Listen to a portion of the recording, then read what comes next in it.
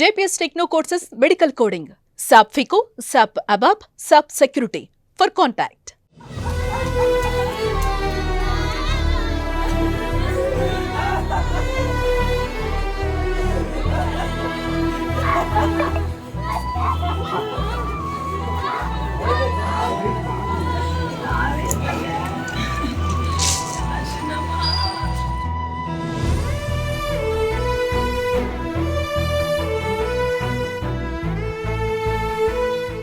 హైదరాబాద్ కూకట్పల్లిలో దారుణం చోటు చేసుకుంది.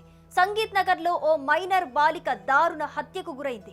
తల్లిదండ్రులు పనికి వెళ్లటంతో బాలిక ఒంటరిగా ఇంట్లోనే ఉన్నట్లుగా తెలుస్తోంది. స్థానికులు ఇచ్చిన సమాచారంతో పోలీసులు అక్కడికి చేరుకున్నారు. డాగ్ స్క్వాడ్ క్లూస్ టీమ్ తో పోలీసులు ఆధారాలు సేకరిస్తున్నారు. ఈ రోజు మధ్యాహ్నం 1:10 మా కూకట్పల్లి పోలీస్ స్టేషన్కి ఒక డైల్ 100 సమాచారం వచ్చింది. దాని ప్రకారం ఒక 10 సంవత్సరాల పాప ఇంట్లో చనిపోయి కనిపించిందని ఆ సమాచారం యొక్క సారాంశం. వచ్చి చూడగా ఆ పాప 10 years age and 6th class చదువుతూ ఉంది. సో వాళ్ళ ఇంట్లోనే మంచం మీద పడి ఉంది. సో ఒంటిపై కత్తిపోట్లు ఉన్నాయి. సో ఇప్పుడు ఆ బాడీ చూసాము. తల్లిదండ్రులు చెప్పే వెర్షన్ ఏంటంటే వాళ్ళు 9 o'clockకి ఇద్దరు కూడా జాబ్స్కి వెళ్ళిపోయినారు. వాళ్ళు మళ్ళీ తండ్రి 12:30కి అట్లా బాబుకి బాక్స్ పంపాలని వచ్చి చూడగా పాప శవం బెడ్ మీద కనిపించిందని చెప్తూ ఉన్నాడు. సో బాడీని ఇప్పుడు పిఎంఈకి పంపిస్తూ ఉన్నాము. క్రూజ్ టీమ్ అండ్ మిగతా వాళ్ళు కూడా వాళ్ళ పని వాళ్ళు చేస్తున్నారు. సో పోస్ట్ మార్టం రిపోర్ట్ వచ్చాక మిగతా విషయాలు తెలియజేస్తాం. Thank you. తల్లిదండ్రుల చెప్పేదాని ప్రకారం వాళ్ళు ఎవరి మీద అయితే ఇప్పుడు వరకు అనుమానం వ్యక్తం చేయలేదు. స్పెసిఫిక్గా ఎవరి మీద కూడా తల్లిదండ్రులు అయితే అనుమానం వ్యక్తం చేయడం ఇంకా తెలియదు. We are verify. పాప కేంద్రీయ విద్యాలయం చెప్పి 6th క్లాసు హాలిడేస్ ఇచ్చారని చెప్పారు. వాళ్ళు వచ్చి ఇక్కడికి 2 years అయినని చెప్తున్నారు. పోలీసులు తెలిపిన వివరాల ప్రకారం కూకట్పల్లిలో 12 ఏళ్ల బాలికను గుర్తు తెలియని దుండగులు హత్య చేశారు. కూకట్పల్లికి చెందిన కృష్ణ, రేణుక దంపతులకు 2 పిల్లలున్నారు. రోజులాగే ఈ ఉదయం కూడా వృత్తిరీత్యా బయటికి వెళ్లారు బాలిక తల్లిదండ్రులు. రేణుక స్థానికంగా ల్యాబ్ టెక్నీషియన్ గా పనిచేస్తోంది. తండ్రి కృష్ణ బైక్ మెకానిక్ గా పనిచేస్తున్నాడు. అయితే కొడుక్కి స్కూల్ నుంచి బాక్స్ ఇవ్వమని ఫోన్ రావడంతో ఇంటికొచ్చాడు తండ్రి కృష్ణ.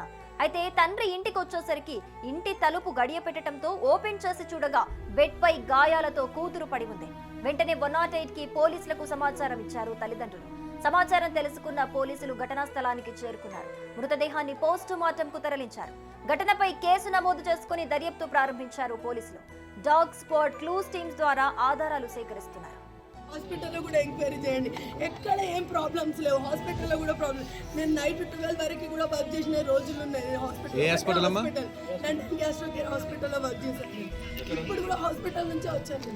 మీకేమైనా డౌట్ ఉందా అమ్మ? మరి ఇక్కడ ఎవరి మీద డౌట్ అంటే సార్ పిల్లలు ఏం చేసుకుంటారో తెలియదు. ఉండేదంటే ఈ 1, 2, 3 బిల్డింగ్స్లో ఏమన్నా, ఎందుకంటే చిన్నగా అప్పుడప్పుడు కొట్లాడుతుంటాం కాబట్టి మేబీ ఉంటే వాళ్ళు ఏమన్నా ఉండొచ్చేమో. ఉండరని నేను చెప్పాను, కానీ గొడవలు అయితే అవుతాయి కదా సార్. కామన్గా గొడవలు అవుతాయి, కానీ ఇంత ఘోరంగా చేస్తారా సార్? ఎంత గొడవలైనా ఎంత పగున్నా వాడు గుద్దుకోవాలి, కానీ పిల్లల్ని ఎట్లా చేస్తారు సార్ చెప్పండి?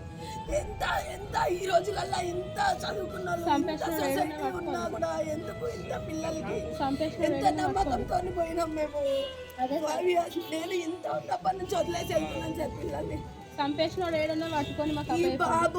ఈ బాబు నాకు 4 years లో ఉన్నప్పటి నుంచి నేను హాస్పిటల్లో వర్క్ చేస్తున్నాను. ఇక్కడ ఎప్పటి నుంచి ఉంటున్నారమ్మా?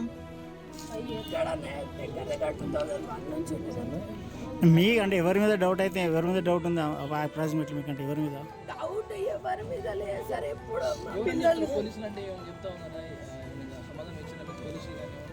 ఎంక్వైరీ చేస్తామని చెప్తున్నాను సార్. ఎంక్వైరీ చేసినా నా బిడ్డ తిరిగి వస్తుందా సార్? సార్ ఇలాంటి ఘోరం ఇంకొకరికి కాకూడదు అని నా బిడ్డ ఏమన్నా సొసైటీకి చెప్పుదామని వెళ్ళి ఉంటుంది సార్. నా బిడ్డ ఎంత మంచి స్కూల్లో చదువుతుందంటే కేంద్ర విద్యాలయ స్కూల్లో చదువుతుంది అని మేము ఎంత గొప్పగా అసలు ప్రౌడ్గా ఫీల్ అయిపోయినాము. నా కొడుకు కన్నా రాలేదని రాత్రి అన్నాము. చదవకపోయినా స్కూల్లో కొట్టినా నా బిడ్డ నాకు చెప్పదు. ఆమెకు అంత ధైర్యం ఎక్కువ. అసలు చెప్పాలి ఎక్కడ పోయినా డేర్గా ఎదుర్కొంటుంది. కానీ ఆల్రెడీ లాక్ చేసిపోయారు. ఎలా ఎలా చెప్పడానికి వస్తుంది? ఆ రకంగా చేస్తే ఆమె ఏం చెప్తుంది? ఎలా చెప్పండి, ఎలా చెప్పడానికి వస్తుంది? అలాంటిది ఇప్పుడు ఒక పెద్ద ఇంత పెద్ద ఉన్న నేను, నాకు అన్ని తెలిసినా నన్ను నోట్లో ఏమని పెట్టి ఇట్లా పోసేసిపోతే ఎవరిమైనా ఎట్లా చెప్తాం సార్? ఒక్కరు ఉంటే చెప్పండి చెప్పండి. ఇప్పుడు దీనికి అనుకోవడం ఎలా, ఎవరు చేశారు ఏంటి అనేది ఎలా చెప్తారు? నాకు ఎట్లా చెప్తారు చెప్పండి? ఇంతమంది అందుకే ఆడపిల్లల్ని కనడానికి భయపడుతున్నారు సార్ ఈ సొసైటీ. ఇందుకోసమే భయపడుతున్నారేమో నాకు తెలిసి. ఎవరికి జరగద్దు, ఇది తేలాలి, ఎవరు తీసినా పట్టుకోవాలి, లోకానికి చూపించాలి ఏం జరిగింది. సుమన్ టీవీలో మీ పర్సనల్ అండ్ బిజినెస్ ప్రమోషన్స్ కోసం కింది నెంబర్కి కాంటాక్ట్ చేయండి. డ్రగ్స్, గంజాయి లాంటి చెడు వ్యసనాలకు దూరంగా ఉండండి. తాత్కాలిక ఆనందం కోసం జీవితాలని నాశనం చేసుకోవద్దు. డ్రగ్స్ విక్రయాలు, దందాలు నిర్వహిస్తే 1800-599-6969 టోల్ ఫ్రీ నంబర్ కి కాల్ చేయండి. డ్రగ్స్, గంజాయిని నిర్మూలిద్దాం, భవిష్యత్తును కాపాడదాం.